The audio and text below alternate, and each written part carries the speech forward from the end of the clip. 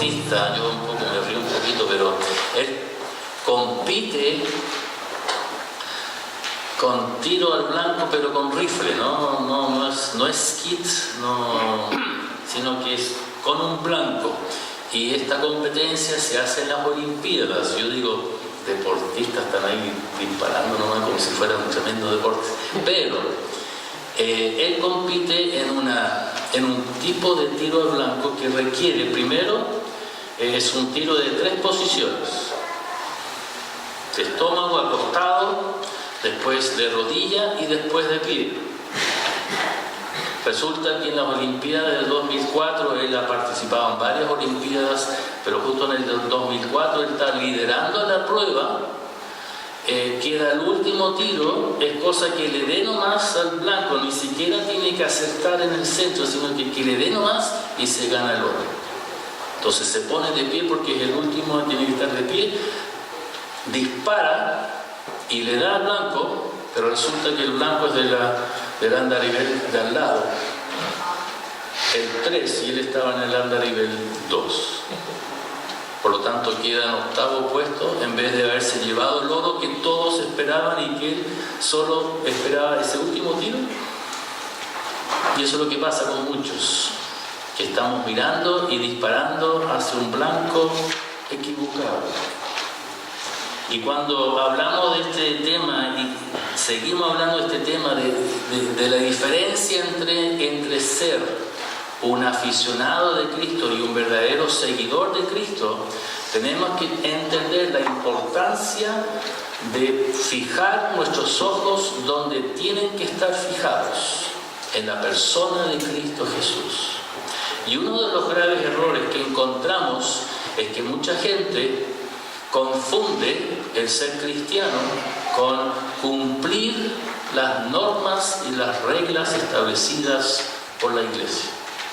Y caemos en el error del legalismo y en la práctica, en poner como ídolo o cosas como reglas como más importante que la misma persona de Jesucristo. Uno de los pasajes más claros que nos muestra esto se encuentra en Mateo capítulo 23. Mateo capítulo 23. He hecho referencia a este pasaje en otras ocasiones, así que este debiera sonar conocido o usted debiera haber leído esto en algún momento en su propia lectura.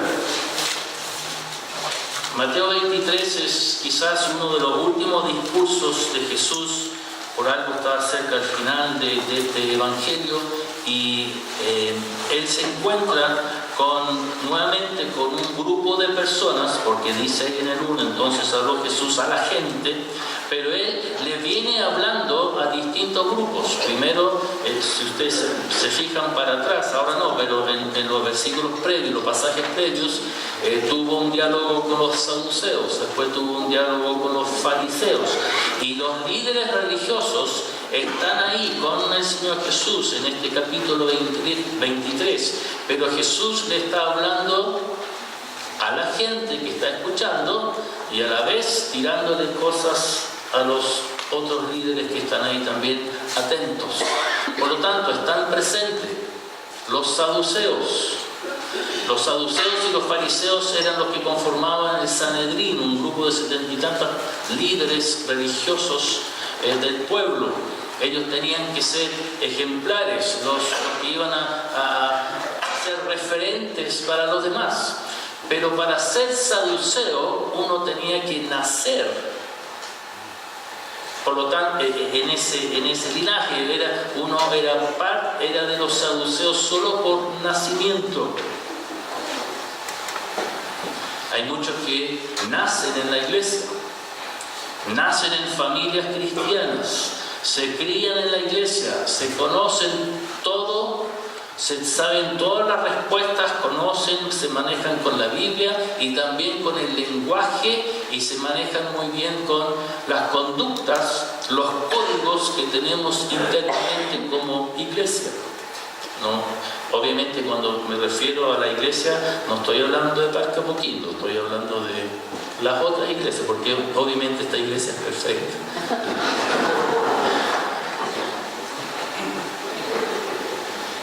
Pero hay personas que lamentablemente confunden el seguir las normas de la iglesia y las prácticas de la iglesia en vez de seguir a la persona de Jesucristo. Y uno de los errores es que nunca han conocido y nunca se han enamorado de Jesucristo.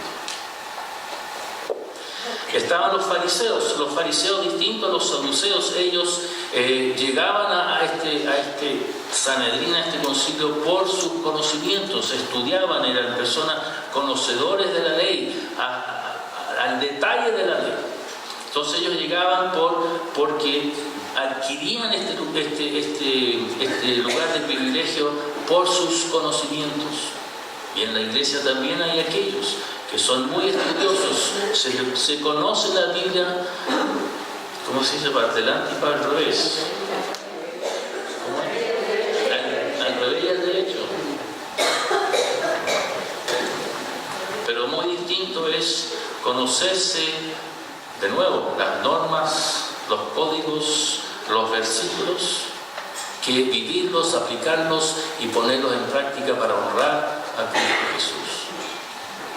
Entonces aquí está el Señor aprovechando esta instancia que Él tiene con esta gente para enseñarles a ellos a no seguir el ejemplo erróneo de estos otros. Y tenemos entonces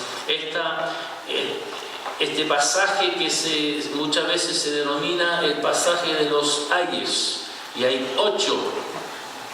Y el ay es una onomatopeia, una palabra que adquiere su significado de acuerdo a su pronunciación. Pero aquí no es solo una queja. La mejor forma de traducirlo es pobre de ti, pero en dos sentidos. Pobre de ti lo que te va a pasar como tragedia, pero pobre de ti casi como una sentencia. Y la palabra original se usan esas dos formas. Es como una mezcla entre una sentencia, pero también pena por la tragedia que vas a sufrir. Entonces el Señor declara, por lo menos lo que tenemos registrado aquí, son 8. El primero lo encontramos en el versículo 13, después el 14, después el 15, después el 16. Nos saltamos al 23, al 25, 27 y 29. Y todos comienzan: ay de vosotros, escribas y fariseos hipócritas. Y luego explica el porqué del ay. Ahora comienza este pasaje, el Señor diciendo: en la cátedra de Moisés se sientan los escribas y los fariseos. Todo en el versículo 2. Así que todo lo que os digan que guardéis, guardadlo y hacedlo. Hasta ahí súper bien. Y también para el escriba, el fariseo, el saduceo, estamos bien, porque el Señor está confirmando: todo lo que os digan que guardéis, guardadlo y hacedlo. Todo lo que te dicen, hazlo. Lamentablemente el Señor, para estos líderes, el Señor no se queda ahí. ¿Qué dice el resto del versículo 3? Mas no hagáis conforme a sus obras, porque dicen y no hacen. Y por lo tanto, cuando les habla a los fariseos y escribas, les dice hipócritas. El término hipócrita viene de la comedia griega, del teatro. Y los actores salían al escenario y se tapaban con una máscara. Muchas veces el mismo actor hacía distintos papeles y la diferencia era la máscara que usaban. Ustedes hoy en día ven el símbolo para el cine, para el Hollywood, son dos máscaras, uno que sonríe y otro que no sonríe. Viene de estas épocas. Por lo tanto, el actor era un hipócrita, porque se tapaba la cara con una máscara. Eso es lo que significa literalmente hipócrita, que te tapas la cara. Entonces, aquí la crítica obviamente tiene que ver con que la apariencia que ellos trataban de dar. Y Jesús entonces está criticando la conducta de esos y enseñándole a aquellas personas que le están siguiendo, que están aprendiendo de parte de él, a que hagan lo que dicen, pero cuidado con seguir el ejemplo de lo que ellos hacen. Por lo tanto, tenemos que ser consecuentes entre lo que decimos y lo que hacemos. La crítica entonces es que muchas veces hay aquellos que viven entre comillas, su fe, o tratan de demostrar una relación con Dios de la boca para afuera, de la cosa que se ve al exterior, y obviamente no se preocupan de su interior. Lo recalca en el versículo 27 y 28. Hay de vosotros, escribas y fariseos hipócritas, porque sois semejantes a sepulcros blanqueados, que por fuera a la verdad se muestran hermosos, mas por dentro están llenos de huesos de muertos y de toda inmundicia. Así también vosotros por fuera a la verdad os mostráis justos a los hombres, pero por dentro estáis llenos de hipocresía e iniquidad. Esa es la gran crítica que tiene Jesús contra estos líderes religiosos. Entonces, nos está llamando a nosotros también como iglesia en tener cuidado. ¿Hacia dónde miramos? ¿Cuál es nuestra meta? ¿Cuál es nuestro blanco? ¿En qué tenemos puestos nuestros ojos? Simplemente en cumplir, en tratar de agradar a otros, en tratar de impresionar con los cargos que tiene o los conocimientos que tengo, las cosas que hago.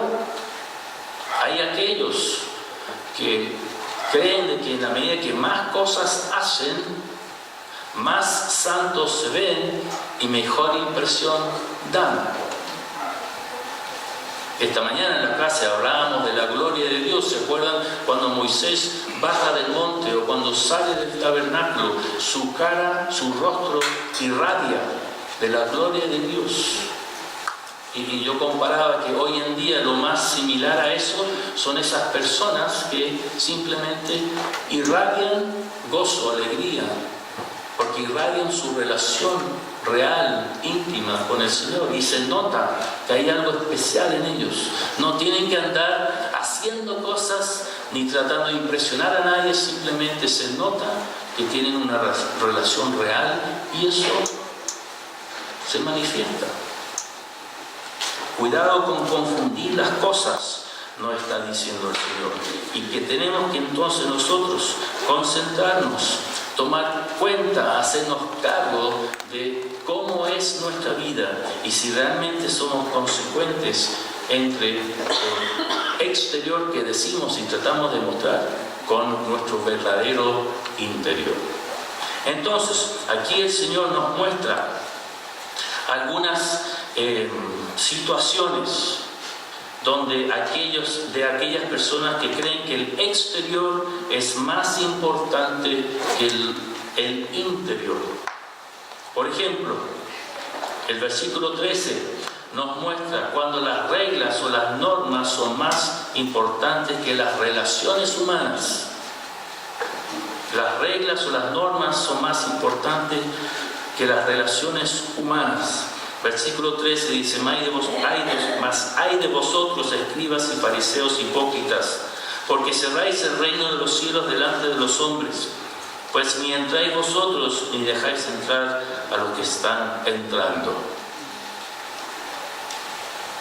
Cuidado con confundir el reino de los cielos con aquel lugar donde vamos a llegar. El reino de Dios está aquí ahora. Dios es un Dios presente, y el momento que nosotros entramos en comunión con Dios, el momento que nosotros conocemos a Dios, entramos a su presencia y estamos incluidos dentro de su reino. ¿Se acuerdan el Padre Nuestro? Hágase tu voluntad aquí en la tierra igual como en el cielo. Aquí queremos ahora, no es algo a la cual añoramos y vamos a ver si es que llegamos.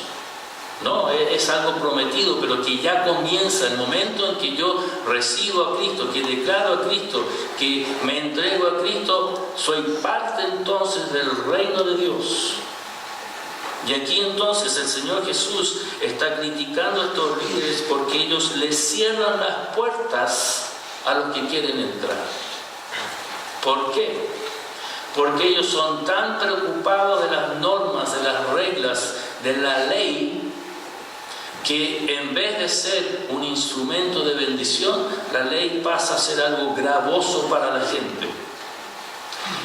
Por ejemplo, tenemos la ley de Jehová, pero estos le agregaban cosas, tomando por ejemplo el tema del día del Señor. Y sabemos de que el día del Señor es un día de reposo. Por lo tanto, ellos dicen el día de reposo no se puede trabajar. Eso significa que tú no puedes mover una silla. Eso significa que ellos, por ejemplo, practicaban que si tú lanzabas o tirabas algo con una mano, no la podías tomar con la misma, la tenías que tomar con la otra. Si no, eso ya era trabajo. Entonces, ni siquiera se podían bañar. Espero que nosotros no seamos tan legalistas en ese sentido.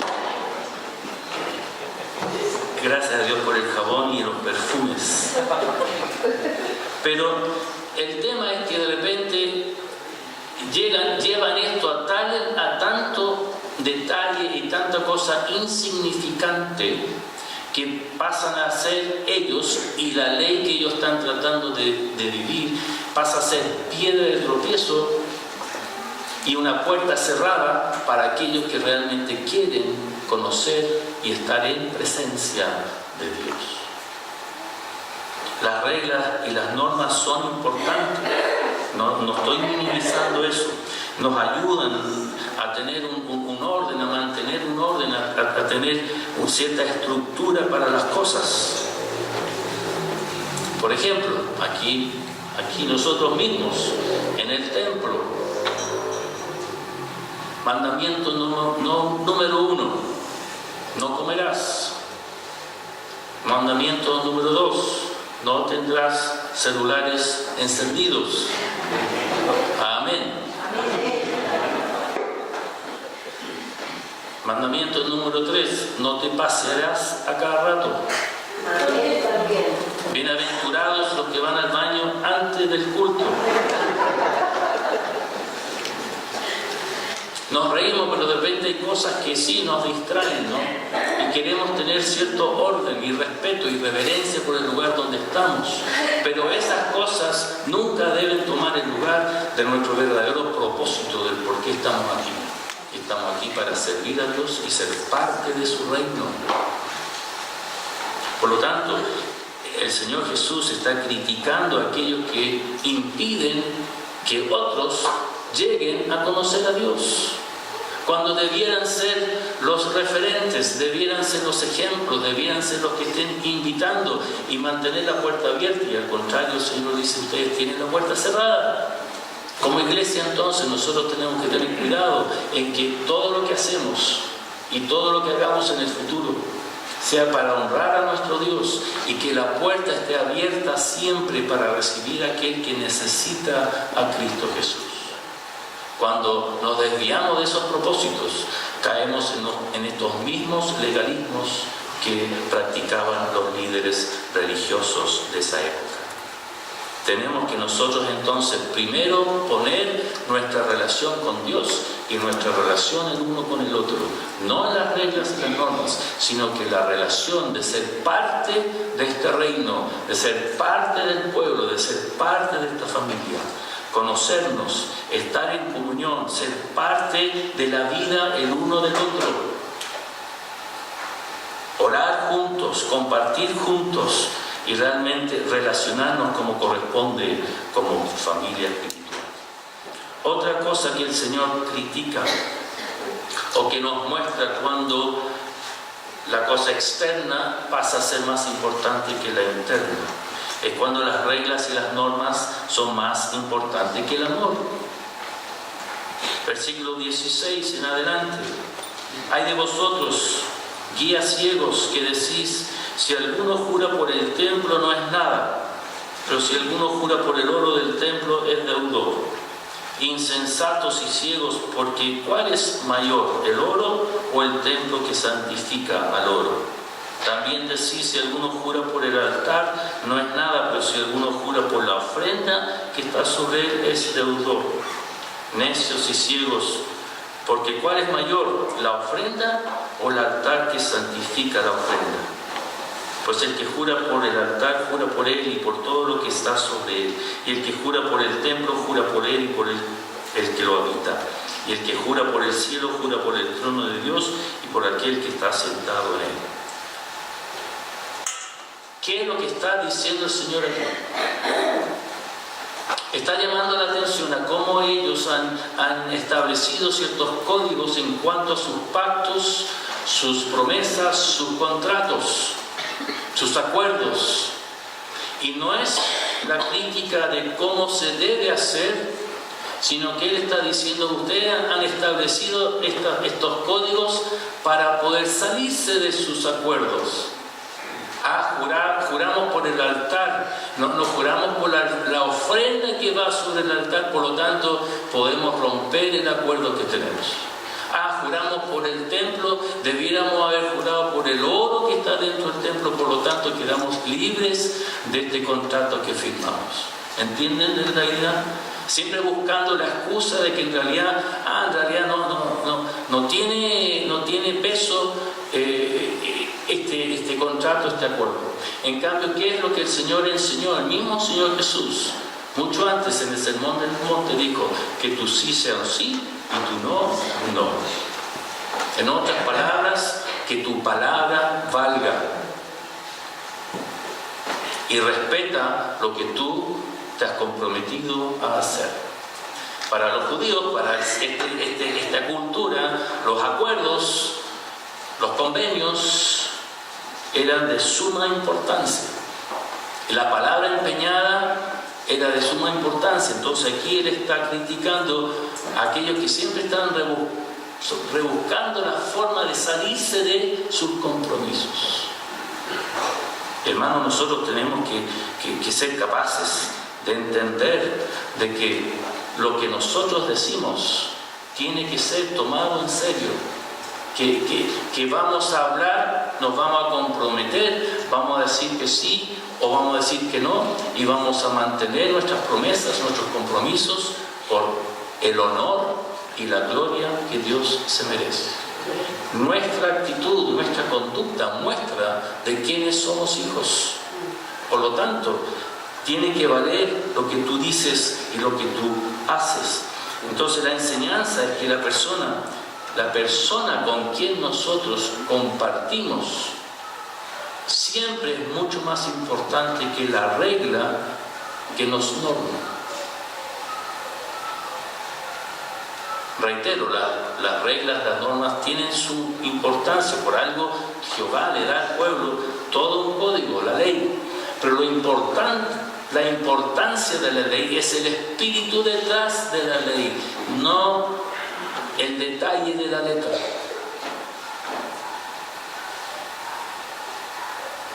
El ejercicio que debieran hacer todos es tomar los 10 mandamientos y escribirlos todos en positivo.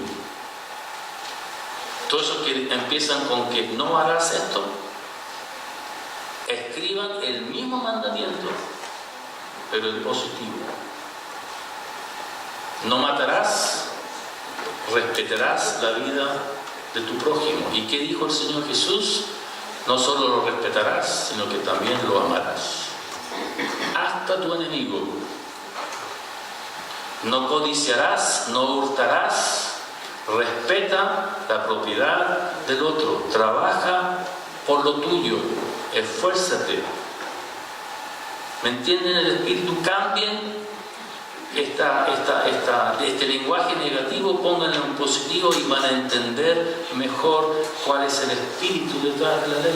Por lo tanto, Dios nos da estas reglas, nos da estas normas para convivir con otros, pero más que la norma, nos ayuda para poder amar al otro. Y por lo tanto, cuando las reglas pasan a reemplazar la intención de Dios, caemos en el error.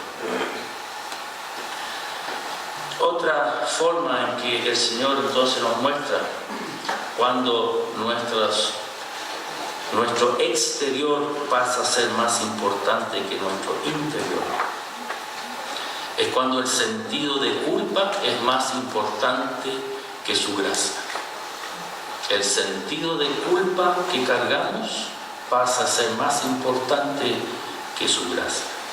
Versículo 4 dice: porque atan cargas pesadas y difíciles de llevar y las ponen sobre los hombros de los hombres, pero ellos ni con un dedo quieren moverlas. Ellos lo que hacen, lo que predican, lo que enseñan es que tú tienes que andar ahí pegándote en el pecho constantemente. Tienes que cargar con tu culpa. La clave para el sentido de culpa, escuchen bien, la clave para el sentido de culpa es hacer. Tengo que hacer cosas, tengo que hacer obras, tengo que estar en movimiento, tengo que demostrar y tengo que ganarme la confianza de Dios y tengo que ganarme el perdón de Dios. Por lo tanto, porque uno se siente culpable, está siempre haciendo algo para liberarse de esa culpa. En cambio, la clave de la gracia es que ya está hecho. No hay que hacer nada. Cristo lo hizo todo en la cruz por nosotros. Por lo tanto, nosotros tenemos que marcar esa diferencia. Y el mismo Señor nos enseña cuando en el mismo Evangelio, Mateo capítulo 11, cuando invita a todos: venid a mí, todos los que estáis trabajados y cargados. Después dice: mi yugo es fácil y ligera la carga. El yugo, conocemos muy bien el yugo. No es simplemente una ilustración, sino que es un pedazo de madera largo, pesado, y que aquí es largo porque lo ponen sobre dos bueyes. Nunca he intentado, y no quiero hacerlo nunca, probar ponerme un yugo encima. Creo que no me lo podría. En cambio, el Señor dice que mi yugo, que es algo que es pesado, es fácil y ligera su carga. El Señor lo ha hecho todo por nosotros.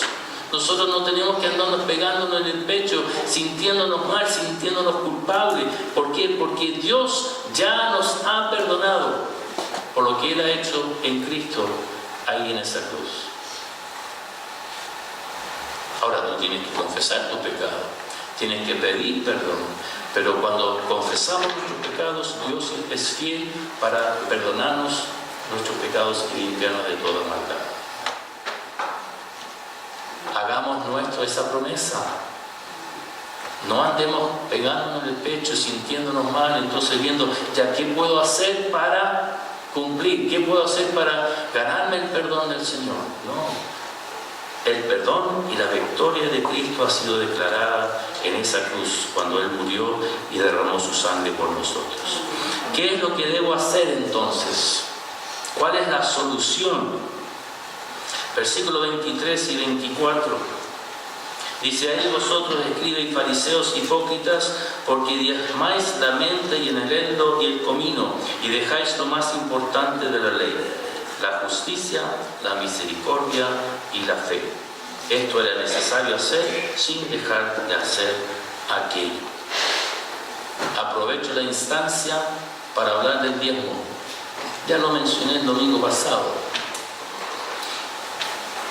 El diezmo nunca debe ser una carga. El diezmo es una bendición que tenemos para retribuirle a Dios, para mostrarle a Dios que le amamos, que le servimos. que confiamos plenamente en Él. Tú que no diezmas, revisa eso. El Señor aquí, y ojo también con aquellos que dicen de que el diezmo no es neotestamentario, que toda la enseñanza del diezmo la encontramos en el Antiguo Testamento, por lo tanto hemos sido liberados del diezmo. Yo no creo eso en absoluto. El Señor Jesús aquí está validando el diezmo, porque Él dice, ustedes diezman, porque es la costumbre, es la enseñanza, es lo que Dios espera de su pueblo, pero dicen que lo hacen mal. No que el diezmo esté mal, sino que la forma en que lo están haciendo está mal. ¿Qué es lo que están haciendo? Se fijan hasta el detalle de las especias, hermano. Vayan a su cocina, saquen cada uno de los frascos de especias, tráiganla aquí y pónganlo en la canasta, porque eso es diezmar. Eso es lo que están diciendo los fariseos, los escribas, los líderes religiosos de esa época.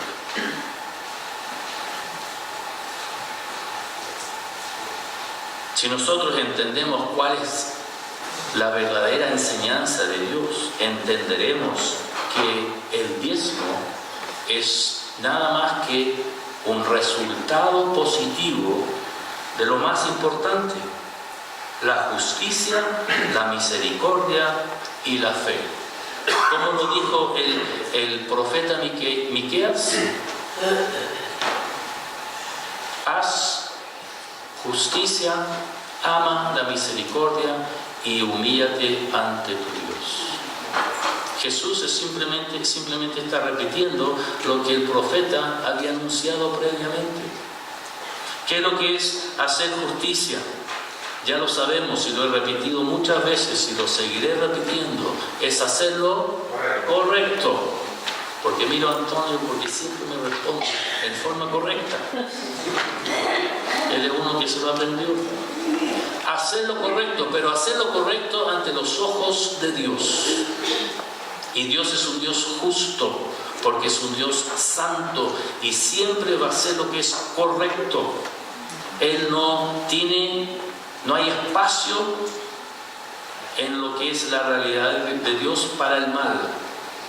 Y Él va a castigar el pecado. Pero eso no es ser injusto, al contrario, eso es hacer justicia. Y nosotros entonces también tenemos que aprender a caminar en justicia, en hacer lo que es correcto ante los ojos de Dios, para honra y gloria de Él, pero también para bendición de otros. Me comporto, mi vida se conduce de acuerdo a las normas de Dios, en cuanto al amor de Dios, la gracia de Dios, para que yo pueda ayudar a otros, para que puedan conocer a lo único y verdadero Dios. Hacer lo que es correcto.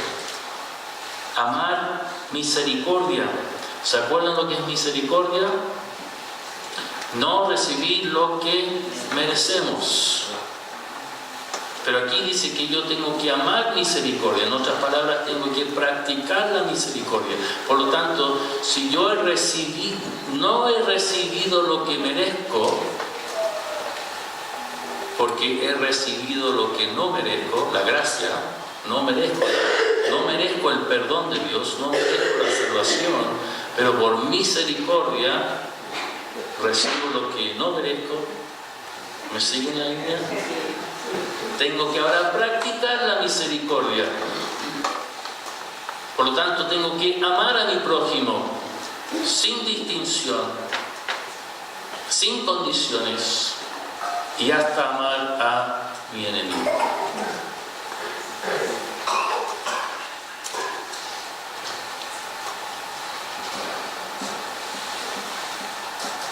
¿Cómo nos vamos a amar si ni siquiera nos conocemos? Pero eso no es condición. No es condición el conocerse. El cristiano tiene que estar dispuesto a hacer lo que sea necesario por el otro. Y no importa quién sea el otro. Y después, aquí habla de la fe. Miqueas habla de la humildad. Y yo creo que están muy relacionados uno con el otro. ¿Qué es la fe? El confiar, el creer. ¿Y cómo lo hacemos? En humildad. reconociendo quién es el Dios y quiénes somos nosotros. No podemos pensar ni aspirar a estar a la misma altura de Dios. Creemos y confiamos en Él porque reconocemos que Él es Dios y nosotros somos simples, miserables hombres y mujeres que no merecen nada, pero lo han recibido todo. Entonces, tomando estos llamados de atención, estos ayes, debemos nosotros entonces tomar conciencia de que lo más importante aquí es nuestro interior y que nuestro interior sea consecuente con nuestro exterior y viceversa, que el exterior sea consecuente con nuestro interior. Saquémonos las máscaras y transparentémonos ante Dios y ante el uno con el otro. Y así, únicamente así podemos realmente convivir, ministrarnos, apoyarnos y caminar juntos en el Señor. Hermanos, padres, especialmente ustedes que tienen hijos pequeños, guíen a sus hijos, no a cumplir con las expectativas de la iglesia, guíen a sus hijos a amar a Cristo y nada más. Quizás es ahí donde fallamos algunos, que nuestros hijos se han alejado. Estamos muy preocupados que estén en clase, que estén en la actividad de los niños, que estén en los jóvenes, pero nosotros mismos en casa no les enseñamos a que amen a Cristo. Iglesia, cuidado con ser más legalista que misericordioso. Está bien tener nuestras normas, pero siempre tienen que llevarnos a tener claro nuestros objetivos, de que es Dios y Cristo central, no la iglesia, no las prácticas, no las costumbres, no las tradiciones, sino que Cristo tiene que ser central en todo. Y el que llega tiene que ser acogido, recibido en amor, en misericordia, porque el que llega está buscando a Dios, no te está buscando a ti. Nosotros tenemos que recibirles y mostrarles al único y verdadero Dios. Entonces, hermanos, seamos realmente seguidores de Cristo y no simples aficionados de la boca para afuera, sino que seamos consecuentes entre nuestro ser interior con nuestro ser exterior, para honra y gloria de nuestro Padre. Te alabamos, Padre, en este día y en este momento en que tu palabra nos abre la mente, los ojos, para recapacitar. Perdónanos cuando hemos caído en el legalismo, cuando hemos caído en la práctica de las normas, de las tradiciones, y ayúdanos, Señor, a entender lo que tú esperas de nosotros, que podamos realmente hacer justicia, amar misericordia y humillarnos ante ti. Que tú seas el único propósito de nuestra vida y que como iglesia siempre te tengamos a ti como nuestro blanco, que nuestros ojos estén puestos en ti, en Cristo Jesús, en el Espíritu Santo, para que nosotros, Señor, estemos siempre sometidos a tu soberanía en nuestra vida. Gracias por amarnos, gracias por perdonarnos y ayúdanos a caminar bien junto a ti. Oramos en Cristo. Amén.